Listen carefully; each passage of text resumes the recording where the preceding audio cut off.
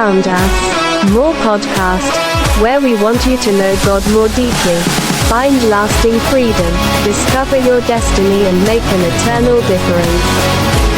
Now.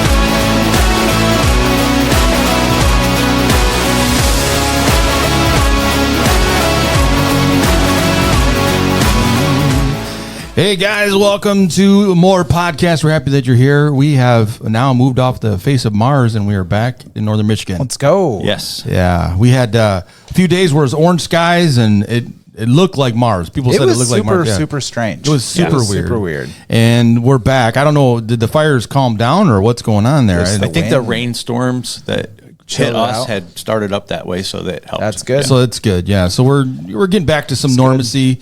People are starting to come back up here and visit and get on the lakes again because it's not, you don't have to wear a mask to go outside anymore. I don't know, it's just crazy. I will say this, yesterday, Theo had 7-on-7 football in Charlevoix, and we were sitting in the stands. It was 60 degrees.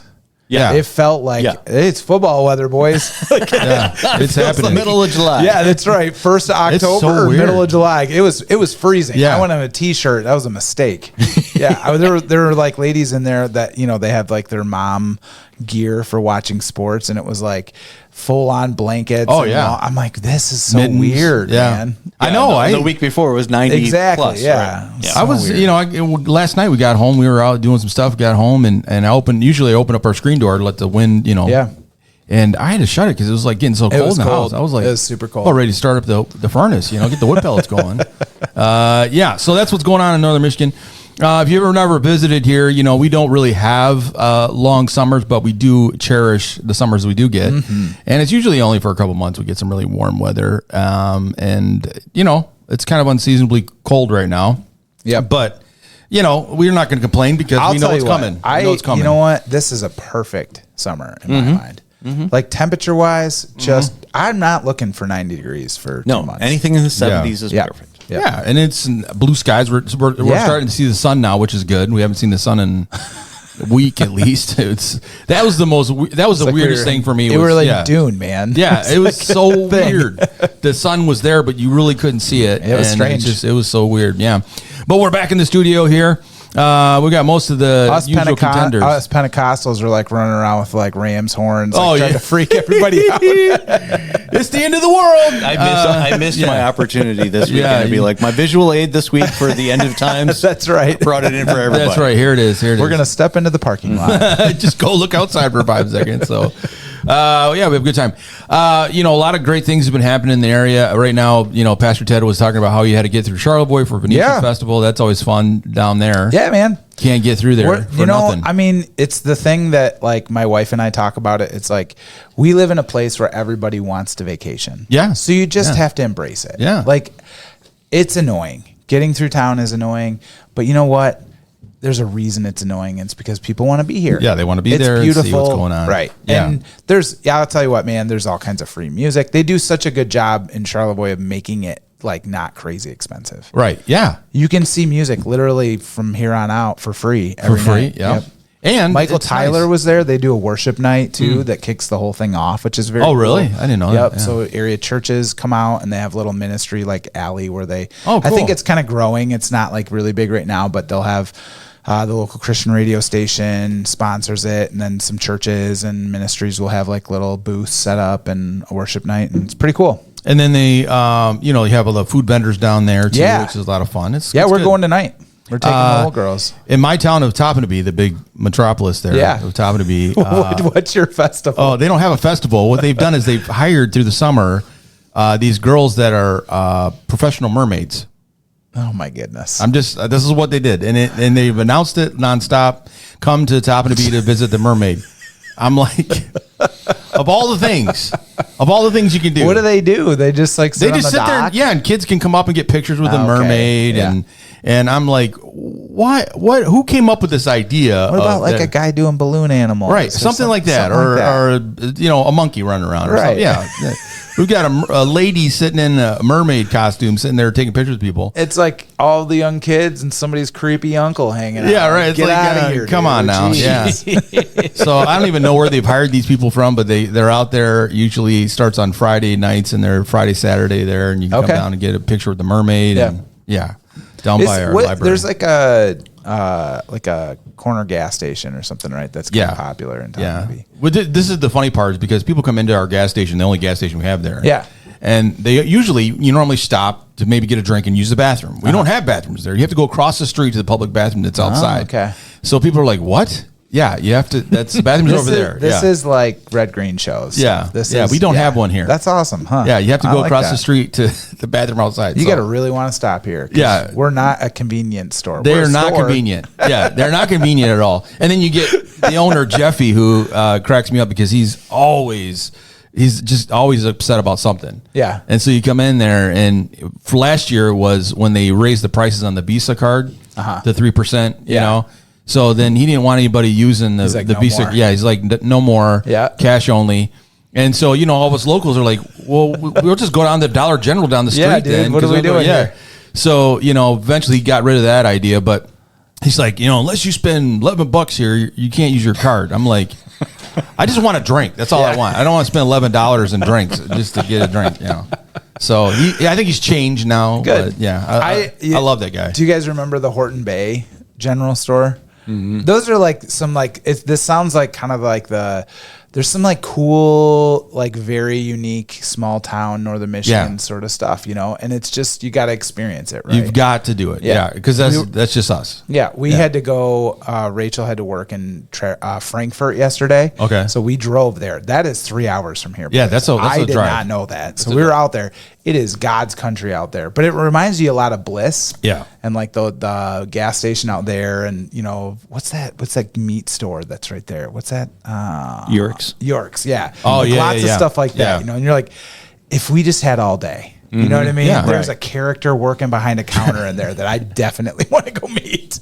Just somebody sitting there looking at you. Yeah. That has worked there for 25 years. Yeah. Yeah. And they just love. Yeah, I don't know if they love it. But this is my seat where I sit. This is right. Yeah, Awesome. We have that in Carp Lake. There's the general store got rebuilt after the fire a couple of years ago, and the owner now they'll just sit. They don't even care you walk in the door. They don't ever acknowledge you until you come up to the counter with something in your hand. Sure. Up until that point, they don't even care that you're in the store. They're like, whatever, So. All right. Well. Yeah.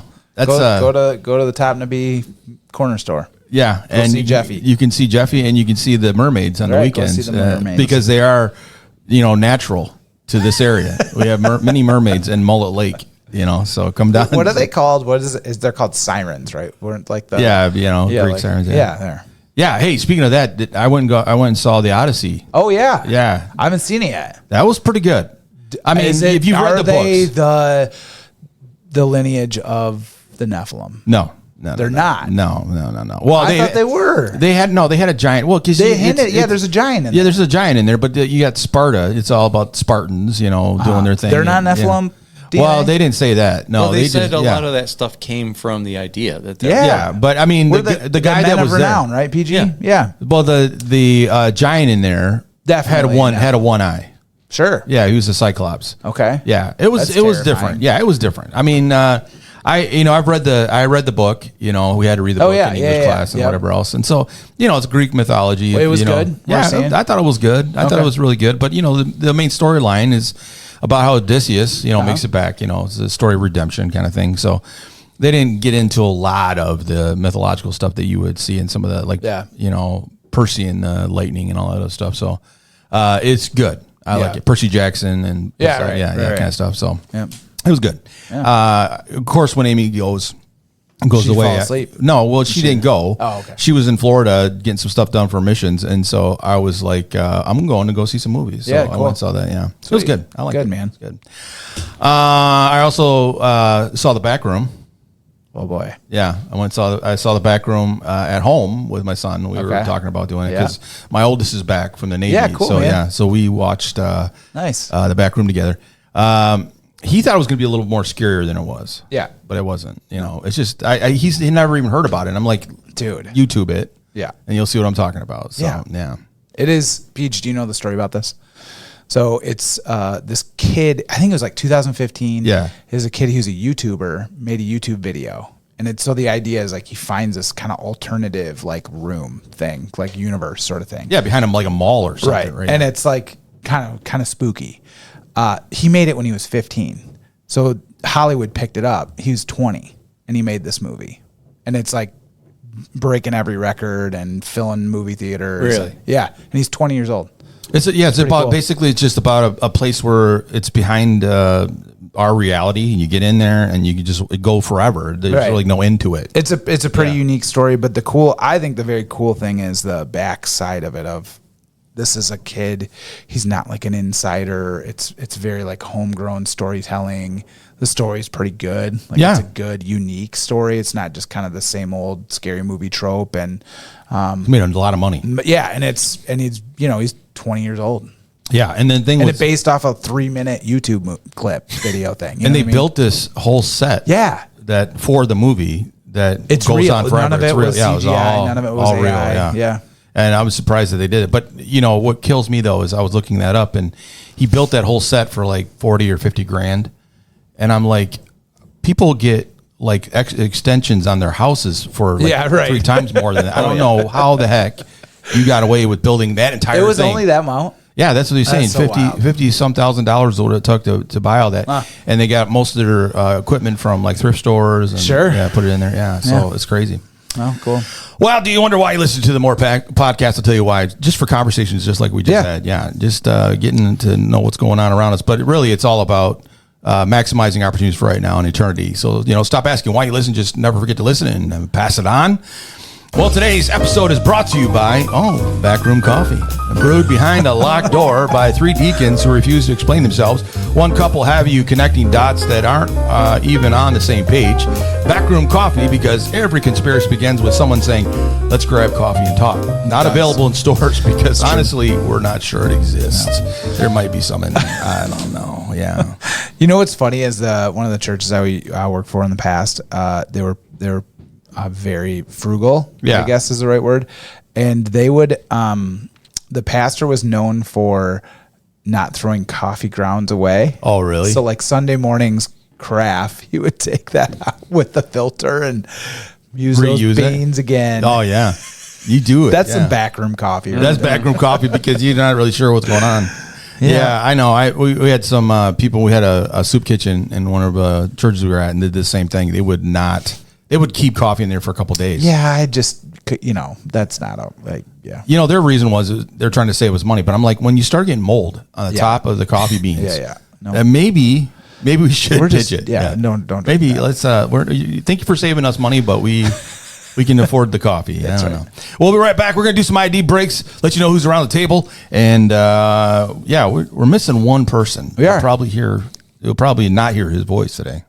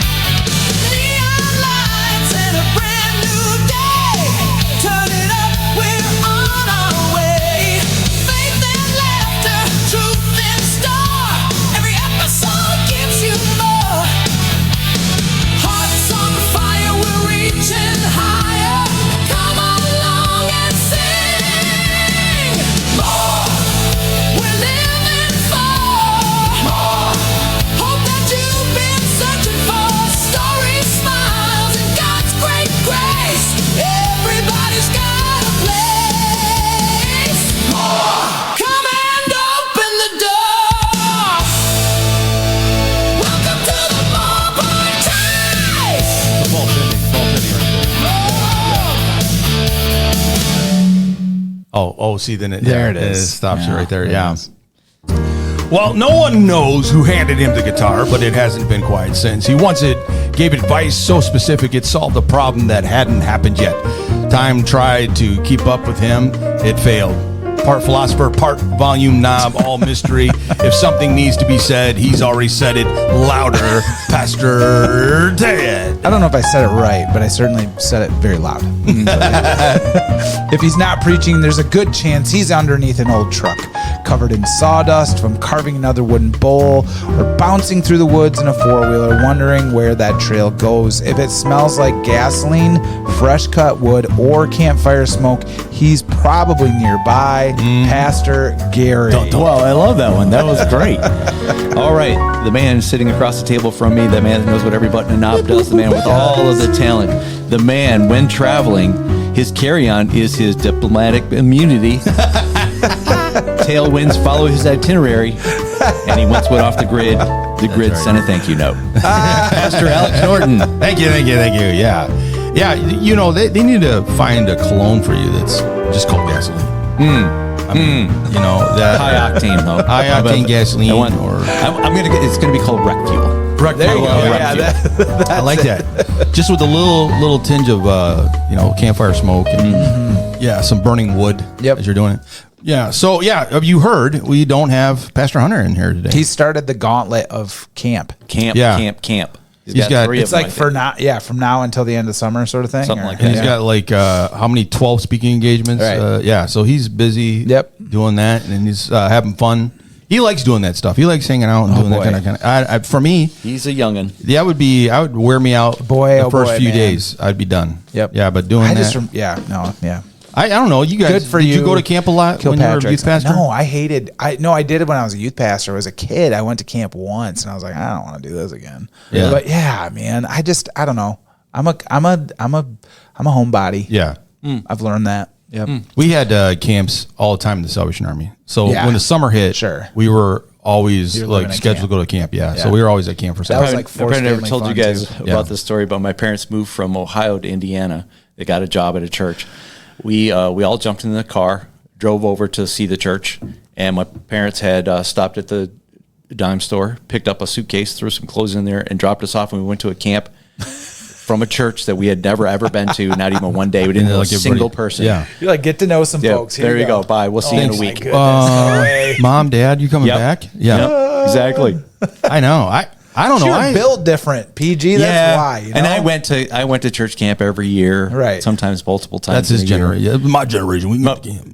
Yeah, I got stories I could tell. Oh boy. Camp was good. I love camp. I mean, I always had a new girlfriend every camp. Yeah, right. Yeah. It's that stuff. Yeah. But going to a camp as a kid was not my favorite. I liked working at a camp. That was fun. All right, yeah. But the youth pastor part of me, we did weekends. I didn't do the weeks. Yeah. Although I shouldn't say that. I did with Young Life. We did the week camp.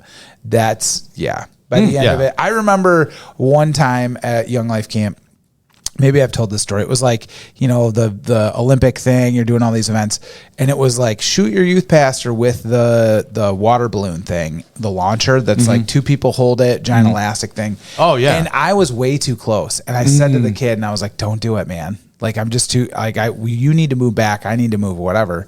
And he did it, and it hit my hand. I was furious. Like, because it was like blister your hand 150 miles an hour coming at you. This is as a kid or I was a youth pastor. Oh, so you had to and he came running up to me, this is hilarious. And I was like, hey, don't talk to me right now. Yeah. And this is the kid, Logan Eckhart, wouldn't leave me alone. Yeah. He's like, no. I'm like, Logan, you need to leave me alone right now. You need to give me 15 minutes, buddy. I need to pray. You wouldn't do it. I would say my youth group, it was camp where our pastor would lose his cool. Yes. Oh yeah. Yeah. Up until then, you're only handling them for a couple hours a week, right? But But when you're with 24/7 for a week, we would push him all the way over the limit. Yeah. Oh man, it's a hard job. We got he was a bigger guy, and so we stole his underwear. And we blew up a giant beach ball, put the underwear on the beach ball, took chocolate pudding and ran it right down put it up on the flagpole. Yes. We did it all. That is awesome. You can imagine me in your youth group, right? And then I have cousins that are worse than me. Yeah. All of us ganged up on him. That is good. He would lose it. Those are some great memories. He's got some jewels in his crown. He's got your initials on it. 100%. Do you know what I went through with these kids? Yeah. I don't know. There is this extra measure of grace for youth pastors, man. Did you ever try this one? Okay, so go. it's hot. You've got your sleeping bag. It's sweaty, right? And in the daytime, when your youth pastor is out, you sprinkle glitter inside of his And then he gets in there and rolls around, gets all sweaty, and he can't get the glitter off the rest of the That meat. is awesome. Yes. That is awesome. I love it. What's this guy's name? Dan Ferguson. Oh man, He's Dan, probably like, God bless you. Yeah. Oh man, we're He just was praying, a great influence in our life for sure. praying Yeah. for you, buddy. Yep. Yeah. He's probably got some PTSD now from all for that. sure, yeah. man. After that kind of stuff. Oh, But yeah. you know, that's what it's there for. That's what youth pastors sign up for, right? I guess, man, that was like the era of 2 years and done, though. Yeah. Those youth pastors never lasted. It's not We a long wonder life. why. Not a long life for that. Yeah, I don't know. I think it's interesting. You know, some of the things that you used to do and you think it was funny, but then you're like, if that ever That's happened to me now, cruel and yeah, mean. I would never Yeah. do that now. I have plenty more that I can tell you, but not on there.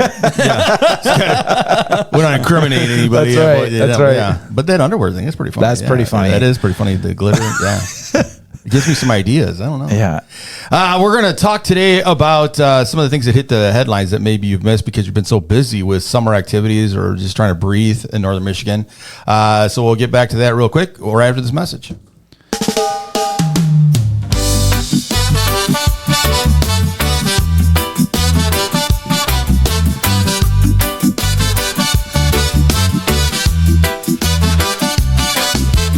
Wake up, smile, let your worries fade. Grab a little more, let your spirit get This raised. song makes me feel peaceful. Laugh a little louder, grow a little stronger. Faith gets deeper when we journey longer. Oh, we're living for more. Hope in your heart and truth to explore. Stories, laughter, God's open door. Come on, everybody, we're living for more. Oh.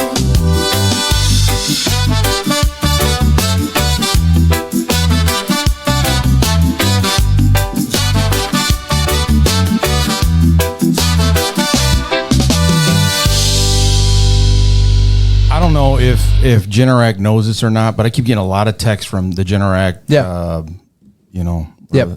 generator. And they keep sending me like things like they want to come out and look at my house and talk to me about a Generac. And I'm like, is this like the sign of the future coming? I mean, like, do they know something I don't know? Because why am I getting so many Generac That's right. Just notices? keep the anxiety high. Yeah, no, it's like, winter's coming. I just thought you might want to know. You should be prepared for it. Okay, so some things that have hit the news that maybe you did not know you needed to know, but you've been so busy with, 4th of July celebrations and family being around here. So we wanted to make sure you're got it all figured out You're before up to somebody date. starts having a conversation around a barbecue about it. One of the things that hit the headlines this last week is Keisha. I don't know. Do you know who Keisha is? She's Kesha. Kesha? Is it Kesha?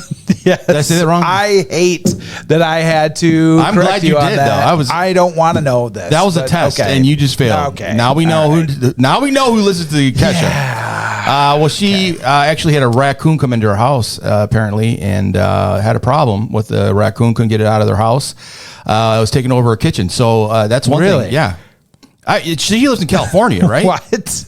So I mean, this is pretty weird that This is only because she's famous that we know about this, right? Right, yeah. Okay, Well, got she it. posted it on I see, okay. Instagram and Yeah, everything yeah. else. And she's being attacked by a raccoon. I think this was the lady. No, never mind. It isn't. How much more do you know about Kesha? I don't. That's what I wanna don't. know. I think this is interesting that you know. I don't know. I got it wrong. I was Okay, thinking it was all the right, person all right. in Wicked. Yeah. Oh, I know what you're not talking about. her. Ariana Grande. Yeah, not that person. Yeah, I know who that Okay. is. Okay, so in Peachtree City, Georgia, 2 deer apparently came into a business, and one went through the pool tables at an oyster bar, while the other one in an adjacent business went through a massage parlor and got trapped in the bathroom. So that happened over in Georgia.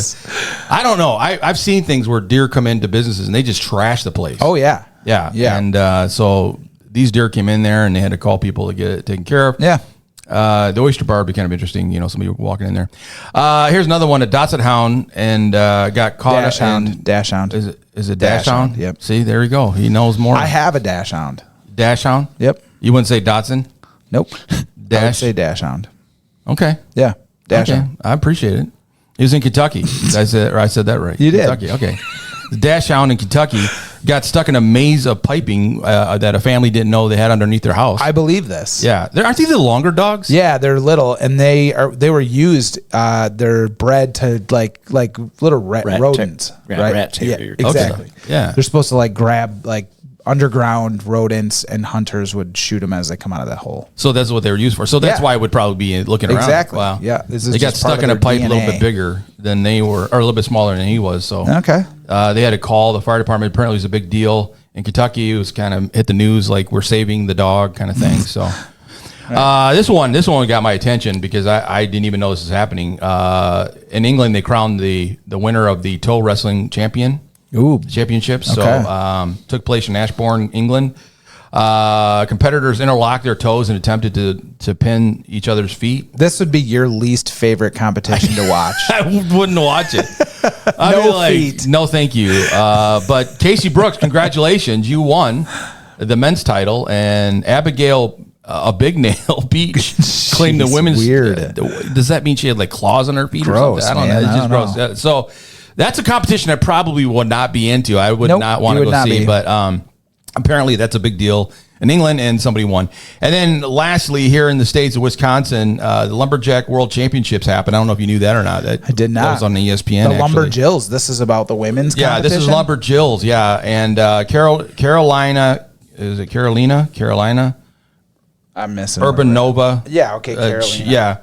She broke a record in two chopping events, while Meredith Ingebrigtsen raced across 8 floating logs at 13.78 seconds, which is hard. I don't know Yeah. if you've ever seen that. That floating log run thing looks Yeah. very difficult. Have you seen that at the thing in Mackinac, the lumberjack thing in Mackinac? Yeah.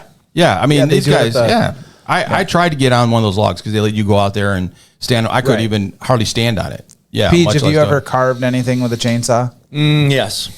Yeah? Was it any good? No. That's hard, huh? Yeah. Not He's a lot trying of to convince precision with everybody. the chainsaw. Yeah. You have to have the right kind of chain Okay. and all that kind of stuff. But I've tried a mushroom before. Oh, mushroom. Okay. Yeah. You're trying to convince everybody like this is a mushroom. This is the giantest morel ever. Yeah. Right. Yeah. Don't you see the mushroom? Yeah. I've had craps like that too when I'm trying to convince everybody. Did I that tell it you is guys what it I is. found a morel this year that was this big? No way, really? Yeah. Yep. He You just didn't- made you didn't reference tell to anybody. like 2 softballs size. Really? Oh yeah. So 100%. did you eat it? Yeah. Was it good? Yeah. Nice. Wait. So you picked it? I thought Lisa Kay's like the conservatory. She would be like, "Don't touch it." No, we chopped it right up. Did you? And ate it. Cool. Now you think there's going to be more Morels coming in are that good. area? Well, we're hoping so. Yeah. Isn't the idea if you use the water that you rinse them in, the Yep. spores and stuff? Yeah, we pour it right back in the same spot. Oh, and then Yeah. hopefully more come. Yeah. Right. Yeah. That's cool, man. I would think it one that big, you're like eating morel steaks. Oh, We just chopped it up. The top portion had been pulled off by something, so we just ate the bottom half and Yeah. the stem. Huh.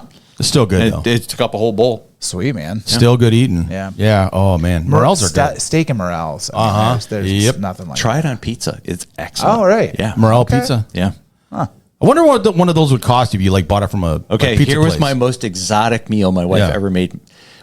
She was praying. This is God's honest truth. Yeah. She was praying that a quail would hit our window. Yeah. A partridge hit our window, killed itself. She went out, cut it all up. Yeah.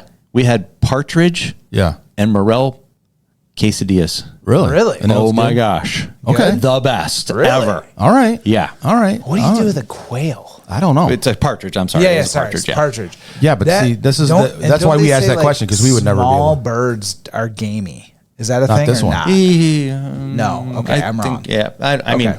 I'm sure they have a taste. How did she cook it? like a quesadilla. I don't know what she Oh, did to really? it, but it was awesome. Fried up. Really? Did it taste like chicken? You're gonna tell me it tastes like chicken, right? But it was a little richer than that. A little Yeah. richer. Yeah. Yeah. Everything It was tastes like chicken. super good. Yeah. Cool, man. That's what Amy told me when she ate a guinea pig over, and she's like, "It tastes like Kentucky Fried Chicken." I'm like, "Shut up! It does not taste like chicken. Guinea Kentucky Fried pig, Chicken. Yeah, they're just too close to the ground. Something about an animal that's Yeah. so close to the ground. It's somebody's pet in the U.S., man, Right. and you're eating it." Hey, I'm like, I've known lots of missionaries that when they have to come home, Yeah. Fifi is dinner. No way. They're 100%. eating their They can't. dog. Yes, they Yeah. can't. PG. 100%. That is Yeah. wild. Yep. Really? Yeah, they can't bring it home. in South Korea, Man. the dog, the dog restaurants that are over there, they've had to go underground because the government just passed a law this year They can't do that No anymore. They meat can't and sell dog. dogs.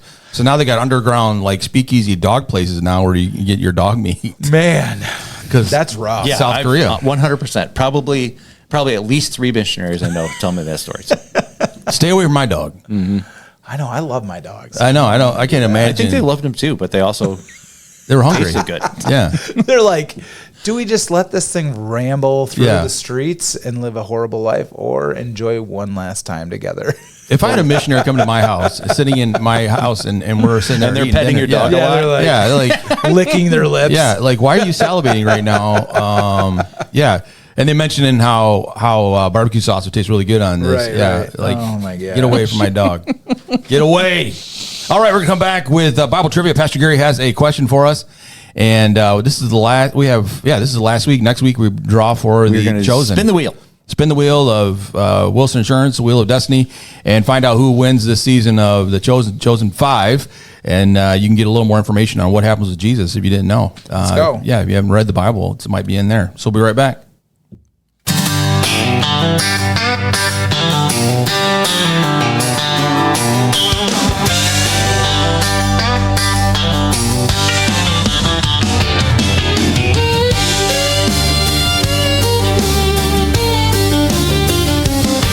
Well, grab your coffee, hit the open road. Got a little truth to lighten up your load. We'll laugh, we'll learn, we'll open God's Word. Find a little hope in every single verse. It's more, we're living for more. Faith worth talking about and so much more. Good friends, good laughs, and a Savior to adore. Pull up a chair. Welcome to more.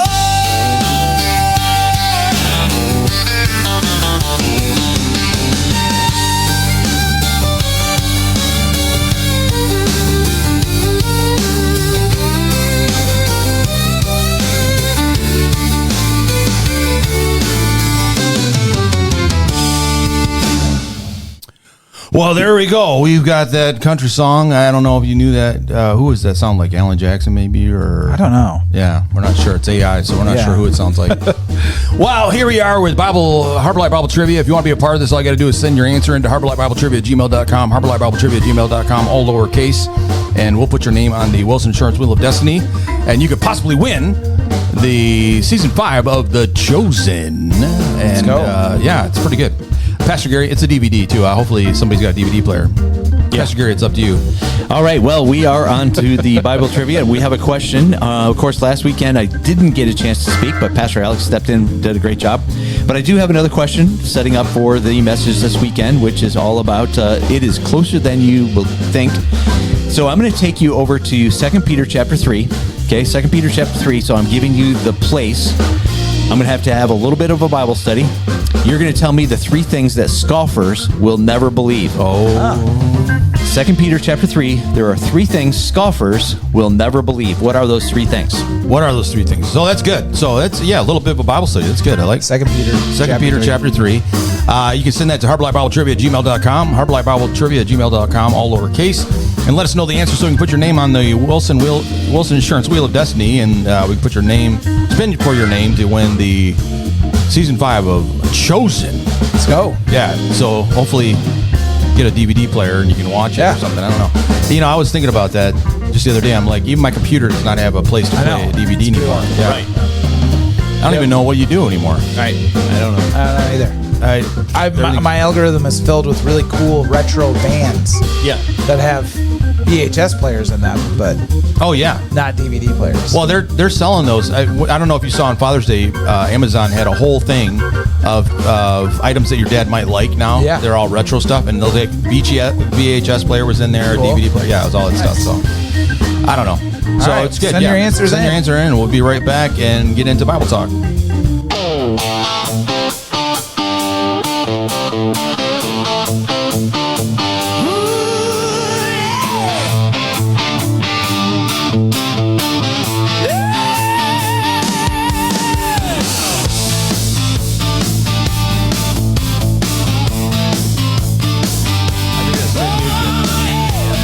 Sounds like good. Yeah.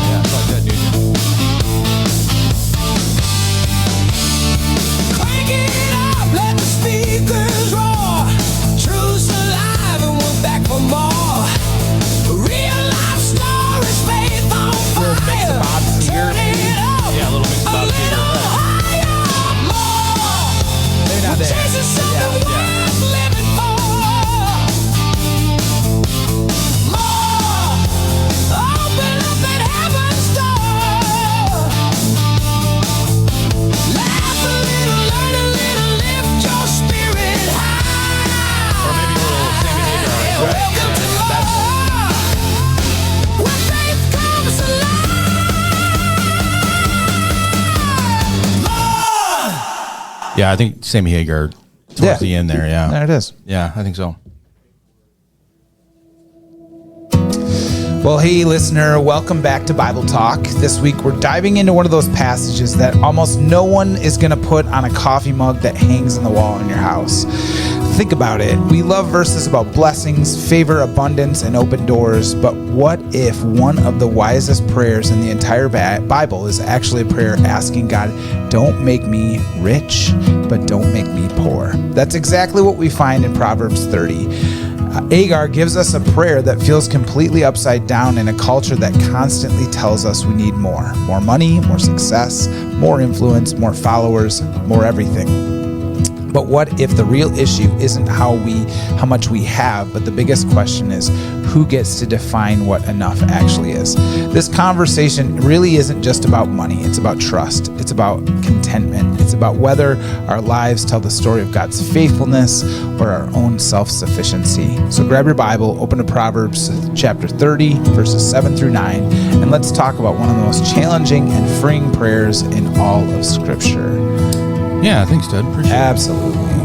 Hey, it was a great day, man. Yeah, it was. Really I was really excited about doing it. It's something that I had been working on my own personal devotional time, and then I had a chance to teach it when we did the Proverbs class. Cool. And when did you teach Wednesday the night Proverbs class? It's during the winter. So this has been ruminating. This has been ruminating for a while. Yeah. But it was one of those prayers that I had not ever really looked at close enough and said, this is a real prayer. This is a prayer, like some of the other ones that are pretty big within the church. And but it was one that struck me pretty hard because it was something that I was challenged personally with, that I found myself having issues with in my own life, is this idea of having contentment and trusting God, in the midst of my life. And, you think that, as we've all been pastors for a long time, it's pretty much a given. This is what you do. But the truth is, I think we would all kind of be honest and admit that there are moments where we tend to, question and ask questions about God. And contentment is one of those things that sometimes you've got to continue to work on. Yeah. Especially as life changes, or your surroundings change, the things in your life change, influences and things like that, and so it becomes something where you have to really begin to start praying about it and saying, God, where am I with this? And the prayer that Agar prays is interesting because he wants God to bless his life, and he realizes in the beginning of the first part of the chapter that he doesn't understand who God is. He doesn't understand what God is about. Yeah. But the one thing he does know is he wants God to help him serve him better. Yeah. So it means not believing the lies that the world tells us, and then also learning how to be better with the things that we have in our life, to not be so enamored by the riches of the world, and then also to not be so impoverished that we start doing dumb things because we're in crisis mode, Right. And so I think it was an interesting prayer. That's why I said it was an intelligent prayer, because it's not something you always pray about. Yeah, absolutely. Yeah, I think it's pretty fascinating to think about the definition of enough too, when thinking about stuff like information or knowledge, not just finances or wealth. And so Agar's prayer goes against almost everything our culture teaches. Not again only about money, but why do you think it's so hard to ask God for enough, and why is it just so uncomfortable? Because I think that word enough is one of those difficult things that we have a hard time defining, right? Yeah. Because I mentioned jokingly on Sunday, enough for me sometimes is going to Starbucks and getting enough coffee. Yeah. It's right. It's kind of one of those trivial ideas that life, there's never enough, right? We're trained from a very young age to believe that there's never enough. You always need to have more. And when you start thinking about spiritually, God gives us what we need to make it through the day and make it through life. And enough in his definition is probably more than enough for us. Yeah. But we don't always want to see that. We always want to move the line further. We want more than what we really need. How much money do you really need to make it in life? How much food do you really need to make it in life? How much, the list could go on and on and on. Yeah. And I think that it becomes difficult because it seems like if we don't get what we think is enough, then we're kind of missing out on stuff. Sure. Right? Yeah, one of the things that struck me was the idea of comparison when it comes to the definition of enough. Yeah. So I know that, that's something that I struggle with. My flesh struggles with it. Well, Lord, this person over here gets to X, Y, and Z. Why can't I? Yeah. I think that you did such a good job in the sermon how it just goes about this idea that we chase these wrong things and we usually believe the wrong story. So what are some of the biggest lies that culture tells us about success and comparison and money and or happiness? Yeah, I think for me, that's a big one. And, I think hopefully people heard in the message from me is that I'm not saying I've arrived or I've got it figured out, but I've been challenged in dealing with this myself. And the thing is that when you're talking about these lies that come to you, they start at a very young age, right? I mean, when you're growing up, you have well-meaning parents telling you you're going to be president of the United States, you're going to be a NASA astronaut. And so your definition of enough really has no limits, no boundaries at all. Right. It's kind of like whatever you come up with. And so we're always trying to chase these dreams and feelings that are not necessarily God honoring. They're more, we're going to make a name for ourselves. We're going to build a legacy. And so, even I would start it. Yeah, go ahead. Even within the church, right? Yeah. We do that. Yeah. Yeah. We create this narrative that it's almost virtually impossible to ever get to, but, and then when it creates this frustration within our Christian journey, like, God, why aren't you blessing me like this? Like they are blessed, or why don't you give me what they have? Well, I don't know why, somebody comes into the world and they have it seems like they have everything handed to them and others have to work so hard and go through so many struggles. I don't know why. I don't really understand that. I don't really care to understand anymore. But I think when you're going through it, there's a lot of questions. It doesn't make sense. And it really kind of devalues the relationship we have with God. It takes it to a level where it was never meant to be. I mean, if you come into it realizing that God takes care of my needs, he's going to watch out for me, he's going to do all the things I need to do, then you have a different relationship with God. Yeah. Excuse me. As opposed to when you think that, God still owes you more. It's almost like this entitlement mentality that starts taking place in your heart. And you start creating sort of this relationship with God that puts him mostly in like a genie in the bottle. Like he's, constantly waiting for your 3 wishes to be answered. And that's not necessarily true. And so I think that some of the lies that we pick up on are the lies of, financially, that we should have more than what we have, right? I mean, if I'm working a job and I'm paying my bills and I'm making it happen with my family, that's not enough. I want more. I want a bigger house. I want a better car. Right. And those are the lies. And you would think that it would stay in the world, but the truth is it happens in the church too, because we compare ourselves to each other here. And it's unfortunate, but that seems to kind of gotten ingrained in us.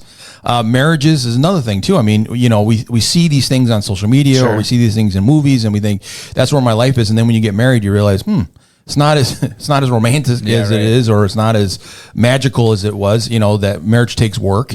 And so then, it's never enough. And I think we've all had these conversations with people in the church. Like, I just don't feel the love anymore. I don't feel the fuzzies anymore in my relationship or whatever it may be. And they're comparing this to something that's saying you don't have enough yet, because if you had enough, you would, be like a movie star relationship. I like what you just said there, because that leans into this idea of feelings, right? We're love is supposed to be more than a feeling, right? Yeah. Right. Our experience with God is supposed to be more than a feeling. Yeah. And there's a lot of almost our entire culture is based around feelings. I feel like, I don't fit in my body, or I feel like I deserve more. Or I feel like. And when you're run by your feelings, you're going to be all over the map. Sure. There's nothing reliable there. And you're going to tend to bail out of relationships, because marriage is work. Yeah. Marriage is it's a decision, right? It's a decision to love. And I think that this having enough, because everything in our culture, everything in our world that God created, we're not supposed to be experiencing things only through feelings, right? Because cars wear out, marriages wear out, kids, your body wears out, everything wears out, right? And if you're just going to be based on feelings, then you're going to always have to be feeding that empty, endless, bottomless pit. Yeah. And that's a dangerous place to be. That's a really good point. Yeah. I think what you bring up there, I think it's such a powerful point, is that, when Jesus says, I give you peace not as the world gives, we're talking about this equilibrium that we have in our Christian experience that I think we really need to have. We need to have this balance within our own spirits about how we deal with life in general. And one extreme or the other is going to put us off balance to the point where we're going to do something goofy on either end. But if we can find that perfect peace that God gives us, which is the peace knowing that God takes care of my needs, everything's going to be taken care of. I don't need more than I really need, and I don't need less than what I need. I need to be in this perfect spot. I think it is possible to get there. I think once we start changing the way we think, how we operate, it affects so many other things. So when I start thinking that way, it changes how I look at money, how I look at my relationship, how I deal with my own career in life. There's a possibility that Paul may have achieved it. Yeah. Right. He said, look, whatever. I found contentment is the key to life. Yeah. And I think you're right on the money. I think that's, if we can pick that up and begin to hold it and make it a part of our Christian experience, I think you would find what you've been looking for, which is this peace that Jesus promised us. And it's not necessarily just eternal peace, but it's the peace that we live right now. The abundance of having a life that's well lived. Yeah. And that honors God on both ends of our life. And regardless of where you fall, if you're on the well-to-do side or you're in the more of the, I need to work every day in order to make it, side, you can find this equilibrium. I think is just a beautiful thing. My wife and I were talking about that after she wasn't here. She was watching online, and she's like, it's amazing how it takes you so many years of your life to finally figure that out, right? When you're younger, you're always going after, whatever that silver lining is that you're hoping to get.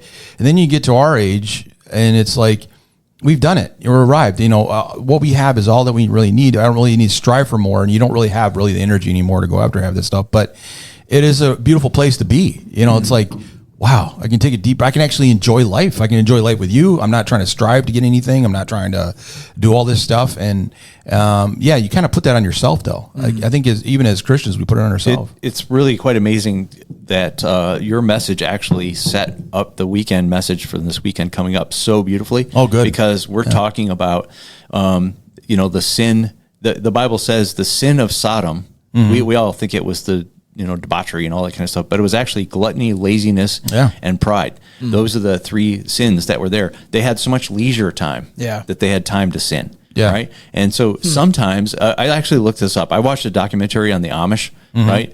And the Amish, why do they make life hard? It's so they don't have all the free time to get themselves in trouble. Yeah. And we have so much free time, we end up just keep your hands busy. Yeah. Well, isn't it I'm just shooting from the hip here, but the statistic around mental health and all that's depression, anxiety in the Amish communities basically doesn't exist, right? You don't have time for it. Yeah, right. Well, look what happened during COVID.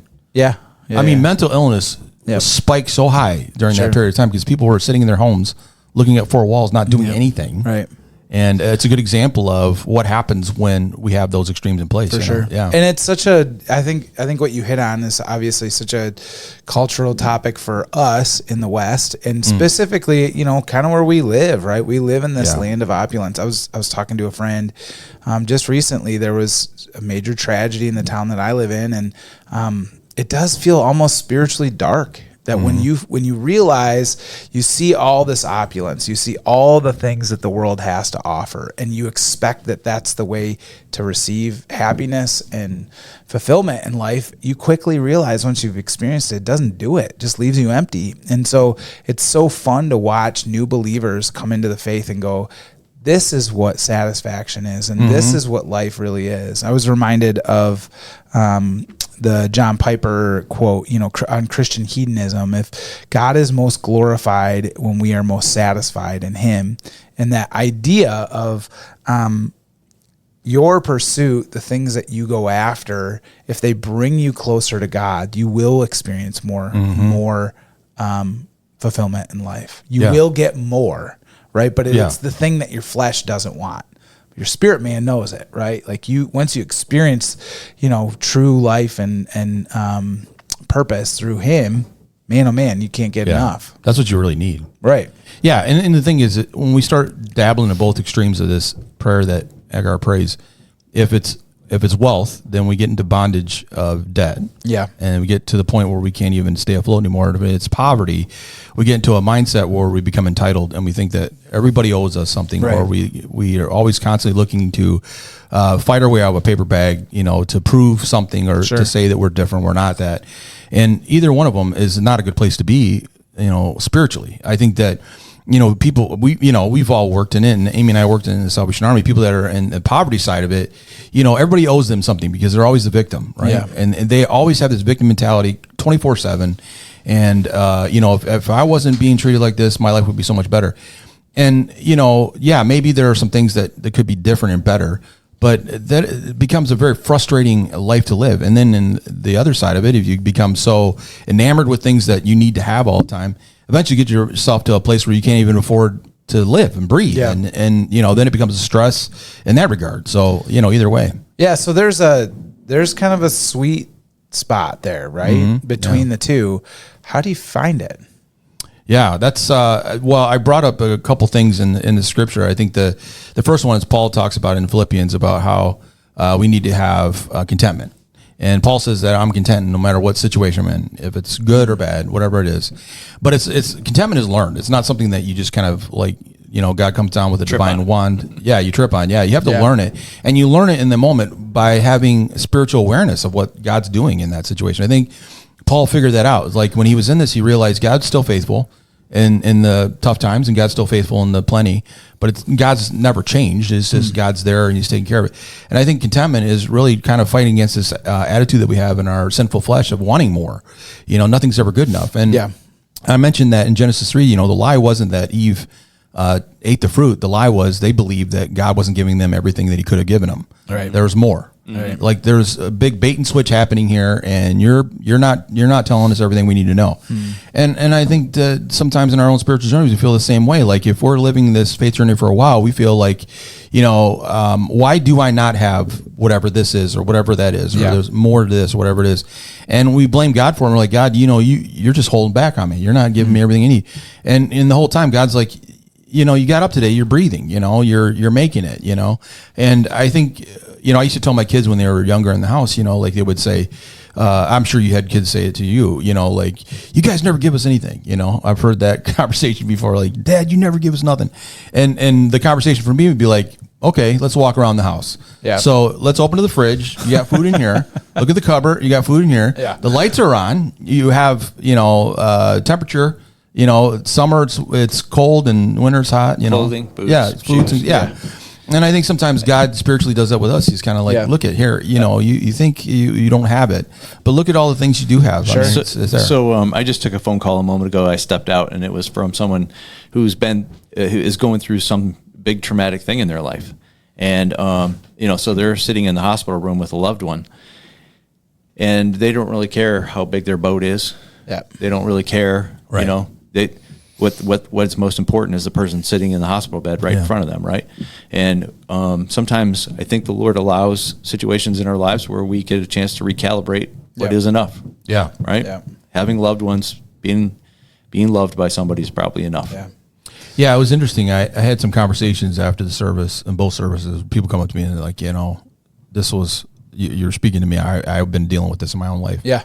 And they would share their situation with me. And a lot of times it was a situation with somebody that had a lot, like you know them, they've got a lot going on, and they really needed to refocus and think about it differently. And I thought, I'm not here to bring condemnation or conviction on any of this stuff. I'm just saying, where's God in what you have? Where's the enough in that? And so basically that's what they were praying about. It was like, God, is speaking to me right now that I need to like change my perspective on things. And I'm like, and then, I was talking with Amy about, the message too. And it's unfortunate that we have so many people in our culture that are on the other end of the spectrum that feel like they're victims of everything. And they limit what God is doing in their life, even at what minimal thing is happening there. But it's unfortunate. And you pray for these people, and you had these conversations. My wife and I had a conversation this week with somebody like that. And they're just like, if only I could win the lotto, if only I could, and it's like, it's not going to change anything, until you start changing your definition of enough, you start changing your definition of contentment, it's not going to ever be enough. You're going to get, if you won $1 million, like I mentioned on Sunday, you'd spend it. And you wouldn't have anything left after that, you'd be in worse shape. You'd be in worse shape. Yeah. Right. Yeah. Yeah. But one of the things that I want to appreciate about your message, because you brought such a good balance, and it was an excellent message, and that was, we're never called to sit around and do nothing. Right. We are called to make life better, to continue to pursue We just have to find contentment wherever we are, whether we have a lot or a little. Yeah. Paul doesn't criticize either of those things. Yeah. But we are called to continue to strive and to work hard and to. I like what one of my grandfathers, he worked hard and he played hard. Yeah. Yeah. Whatever he's going to do, he's going to do it both feet deep into the pool. Yeah. So, yeah. And that's, that's a good point you bring up there, because nowhere in scripture does it ever say contentment. Really, the defining idea of contentment is you can sit back and let everybody else do stuff for you. The idea of contentment is you're still at work. You're still doing stuff. I mean, Paul, when he said that he understood contentment, it didn't mean that he stopped working. Right. It meant that he was just more fulfilled in what he did, because he realized no matter what he did, God was with him in that. Sure. And I think that's part of it. I mean, I love what he says later to the church in Thessalonica. He says, if you don't work, you don't eat. Right. And our early founding fathers took that, they actually wrote it in the government. I'm going to use this example this weekend. I've used it in the past, right? Leviticus 23:22. Don't glean the corners of your field, and if you drop something, don't pick it up. Yeah. That's for the poor. But they didn't put it in a basket and hand it to the poor. Right. The poor had to come out and pick it up off the ground. Yep. Yeah, very good. I think there is something about there's contentment in knowing that your life has a purpose of doing something. Yeah. Right? Like, one of the things my dad said to me was, he's like, I kind of think we're going to have jobs in heaven. And that's always sort of stuck with me. I don't know if there's like I think there's biblical principles, maybe not a specific scripture, but about that. But just this idea that, that we're designed. I mean, the most healthy people are not sitting on their couch all day long. Yeah, that's you're not gonna it. you'll have a guitar in your hand, Right. And you'll be jamming out with Jesus. That's awesome. And I love that. I'm gonna probably be carving something. That's awesome. I don't know what I'm gonna be doing. Pastor Gary's wood shop. But we were created to work. Yeah. So we're not gonna be uncreated to work. Right. What's the character of God? I mean, how? Yeah, he worked. The first thing that we have in our scriptures is him creating. Right. He's creating. He's working. He's doing. I mean, he's You're doing just it gonna now. be doing the thing you love to do and doing it well. Yeah. It's so part good. of us. Yeah. So I good. don't think we'll be sitting on our hands. Yeah. I mean, I do my generic funeral talk is, why would you want to miss it? And so I get to talk about, God created everything in 6 days, and now Jesus, he's been up there preparing a place for us for 2,000 years. Yeah, You think it's going to be awesome. Yeah, right. He's working. But, you're not going to be sitting on a cloud strumming a harp all day. Well, you can do it, Ted. I'm not going to be doing that. But anyways, you're going to be doing, there's going to be a concert, a meal. Yeah. Presence of God, and you're going to be doing the things you love to do. Yeah. That's People awesome. say, hey, are there going to be golf courses in heaven? Absolutely. yeah, that's awesome. We have your links course up there. Yeah, we right? were just talking about that, Rach and I, yesterday. Of one of my favorite things to do is to go to Quamanon Falls in the fall, and like just that's such a cool thing, right? Yeah. But it's kind of hard work to get there. Like, it's a long drive. You got a little bit of a hike, all that stuff, and like just to think about in glory the waterfalls we're going to get to see. Right. And maybe you get to see every season of that waterfall in one shot. Yeah. You know what I mean? Yeah. Just how cool is that to think about? But There won't be any winter, though. I don't think of that. I'm pretty sure. No winter. We're done with that. This is a great way to end, I think, guys. Just this idea of what you ended with, Pastor Alex, is saying that our lives are always telling a story. Yeah. Right? Yeah. And so, listener, your life is telling a story. I think we talked about that today. If you are someone if someone watched your life, what story would you hear about God? And so I hope that that's an encouragement today. Yeah. That's not a sense of condemnation. One of the things that I've always heard Pastor Gary and Lisa Kay say, it's always the right time. What is it? It's never the wrong time to make the right decision. Correct. Yeah. Got it. It's never too late to start doing the right thing. That's it. There it That's is, it. yep. And that's the same thing with your life, right? Yep. And so you have the ability to have purpose and meaning. And I think a real practical step in that is, what is the job that you're currently at? We're not telling you that now all of a sudden the Lord's called you out of it. Maybe he is, but what are the things that you can be an agent of the kingdom in the place you are currently? Your family, your workplace, your neighborhood. I've always said, if I ended up, like on Mackinac Island and I was a pooper scooper, I'm going to be the best pooper scooper there is on the island. That's right. That's right. Yeah. What does the Bible say? Whatever you do with your hands, do it unto the glory of the Lord. Yeah. I mean, whatever it is. And enjoy it. Pastor Gary, what's coming up for the next week? All right. Again, now I'm going to take two messages and make them into one. Okay, so here we're we going to go. do the days of Noah and the days of Lot all in one. All mixed and together. it's going to be great. And I've already set, ready to go. Yesterday, I spent the day in the basement preparing, getting it go. all ripped out and ready to go. So I'm excited. It's going to be basically 7 signs that we're closer to the end than you believe. All right, and he's like a mare ready to run out of the gate, There we man. go. He's been waiting, Kicking in the chute. He's ready to run. Well, that's it for us. More podcast. Thank you again for being here. We'll definitely be here next week, I think. Yeah. Yeah. I think we should all be here. I don't know if Hunter's going to be here. Yeah, because he might not. He's always I don't know working. if he is, But we'll talk to you guys later.